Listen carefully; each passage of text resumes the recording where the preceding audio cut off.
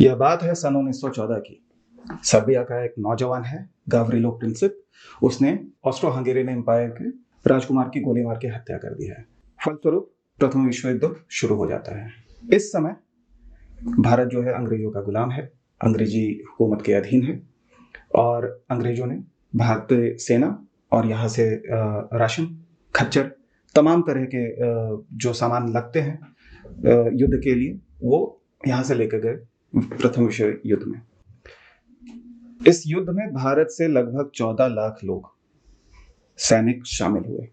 उनमें से 74,000 लोगों की जानें गई, वो शहादत को प्राप्त हुए। फ्रांस और फ्लैंडर्स में, फ्रांस और बेल्जियम में जब युद्ध चल रहा था, वहाँ भारतीय घायल हो रहे थे तो उनको वापस अस्पताल लाया जाता था और फिर उनकी चिकित्सा की जाती थी, मरहम पट्टी की जाती थी, जो भी उनको चाहिए थी, ज़रूरत मुहैया कराया जाता था। उसके बाद उनको रिकवरी के लिए फ्रांस के गाँवों में, फ्रांस के कस्बों में जो कि खाली हो चुके थे, वहाँ पे उनको रखा जाता था। इस समय फ्रांस में इन गाँवों में, इन कस्बों में महिलाएं बची हैं, बच्चे बचे हैं, बुजुर्ग बचे हैं और तमाम पुरुष जो है युद्ध के लिए या तो फ्रंट पे हैं या तो उसकी तैयारी में लगे हुए हैं।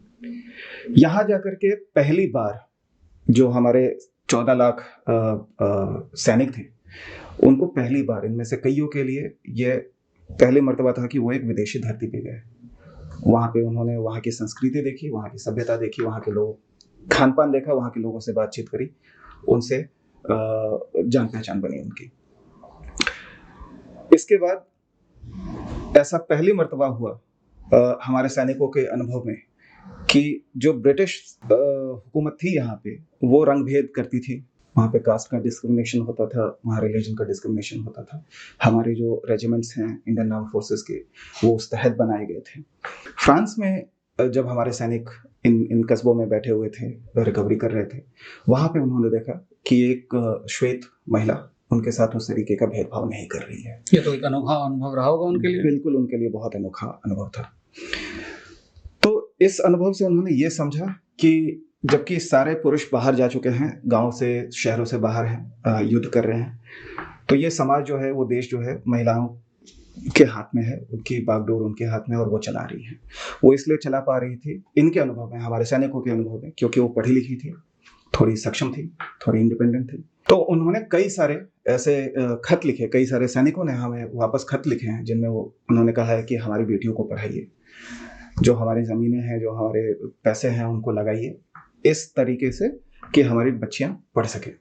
तो हम ये देखते हैं कि एक नौजवान एक गोली चलाता है, उससे एक हत्या होती है। वहाँ से एक जो आर्क शुरू होता है, वो पंजाब, लुधियाना, हरियाणा के किसी गांव के एक बच्ची का जीवन कैसे प्रभावित करता है। आज वो बच्ची एक स्कूल जा सकती है, सशक्त होने के राह पे आगे बढ़ सकती है। तो इसी चीज को ध्यान में रखते हुए हमने ये पॉडकास्ट की परिकल्पना की। इस पॉडकास्ट में हम लोगों की बात करेंगे, हम आइडियाज़ की बात करेंगे, हम नीतियों की बात करेंगे और हम घटनाओं की बात करेंगे। और इनसे हम ये बताना चाहते हैं, दिखाना चाहते हैं कि कैसे ये जो छोटी बड़ी घटनाएं होती हैं, इधर उधर की जो बातें होती हैं, वो आपको और मुझे, एक आम इंसान को, चाहे वो कटक में बैठा हो, चाहे वो कालीकट में बैठा हो, चाहे वो कोयम्बटूर में बैठा हो, देश के किसी कोने में बैठा हो, दुनिया के किसी कोने में बैठा हो, वो उसको प्रभावित करती हैं। तो आपका बहुत बहुत स्वागत है हमारे इस वीकली पॉडकास्ट में, जिसका नाम है समुद्र मंथन। मैं हूं आपका होस्ट, दोस्त और गोस्ट प्रोफेसर बृहस्पति, और मेरे साथ हैं प्रोफेसर शुक्राचार्य। प्रोफेसर, बहुत बहुत स्वागत है आपका हमारे इस शो में। धन्यवाद आपका। कैसे हैं? मैं बहुत बढ़िया हूँ। सदियों से मैं बोलना चाह रहा था, आज हमें मौका मिला है। मानव समाज को हम दैत्य और असुरों की बातें बताएंगे। अच्छा। और अपना पर्सपेक्टिव हम रखेंगे इस शो पे। बिल्कुल बिल्कुल। तो ये बताइए कि समुद्र मंथन क्यों?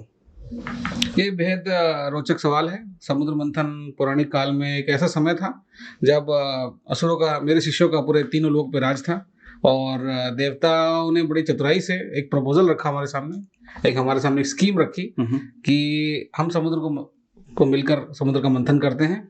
इससे क्या होगा कि वहाँ पे अमृत मिलेगा। अमृत वो चीज़ था जिससे लोग अमर हो जाते, इमोर्टैलिटी को प्राप्त कर लेते।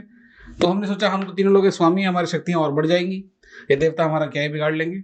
बड़े उन्होंने छल से अमृत को छीन लिया हमसे बहरहाल कोई कोई बात नहीं, बहुत सारी चीजें उस समुद्र मंथन में निकल कर आई, बहुत सारे बहुमूल्य वस्तुएं निकल कर आई, जैसे समाज का कल्याण हुआ, जैसे कि कामधेनु गाय, कल्प वृक्ष, बहुत सारे मणि रत्न, विष्णु जी का शंख, उनका धनुष, 7 मुखों वाला अश्व घोड़ा, ये सारी चीजें निकल कर आई। तो हमें हलाहल भी निकल हलाहल भी निकला, ये सबसे महत्वपूर्ण बात है। लोगों को लगता है कि अच्छी चीजों पे ही लोगों का ध्यान होता है। हलाहल ऐसा चीज था जो शंकर भगवान महादेव ने पिया और उनका नाम नीलकंठ पड़ा वहां से। तो किसी ना किसी को हलाहल पीना भी पड़ेगा, इसके लिए किसी को त्याग देना पड़ेगा। त्याग भी समाज के लिए जरूरी है। बिल्कुल। लोगों को लगता है कि सिर्फ हम प्राप्त, मतलब हमें कुछ अच्छा मिल जाए, हमें क्या मतलब है त्याग से। तो बहरहाल मेरा ये सब कहने का तात्पर्य ये है कि कुछ भी जब मंथन होता है ना, तो उसमें अच्छी बुरी सारी चीजें निकल कर आती हैं और अंत में हमें अच्छाइयों पे फोकस करना है। तो हमारा प्रोग्राम भी मेरे ख्याल से यही होगा, जहाँ पे हम अच्छी बुरी, सुबह शाम रात दिन, विपक्ष विपक्ष दोनों की बातें करें। बिल्कुल, इन सारे बातों पे बिल्कुल। लेकिन चेष्टा ये है कि इन सारे बातों के करने के क्रम में हम ये बता पाएं कि एक आम इंसान को किस तरीके से ये चीजें प्रभावित करती हैं। बिल्कुल। अगर आप अगर आप खुद ये ना समझे कि मुझे इससे किसी तरह का कोई प्रभाव पड़ रहा है, तो आप उसमें शायद उतनी रुचि ना लें। आजकल हर चीज से जुड़ी हुई है। अगर लोगों को लगता है कि इससे मेरा क्या लेन देना है, तो एक बहुत बड़ी भूल हो गई है। और जिस तरह से चीजें जटिल होती जा रही हैं, और अगर हम समय के साथ चीजों पर ध्यान नहीं देंगे तो हम पिछड़ते रह जाएंगे। बिल्कुल बिल्कुल। तो इसी के साथ दोस्तों, स्वागत है आपका हमारे शो में, जिसका नाम है समुद्र मंथन। जैसा कि हमने पहले कहा कि हम तमाम सारी व्यक्तियों के बारे में, पॉलिसीज़ के बारे में, इवेंट्स के बारे में, आइडियाज़ के बारे में बातें करेंगे और ये आपको दिखाने की कोशिश करेंगे कि ये कैसे आपको और मुझे प्रभावित करती हैं। तो आइए, आपका स्वागत है हमारे इस यात्रा में। हम आपसे मिलते हैं अपने पहले एपिसोड में। थैंक यू, नमस्कार।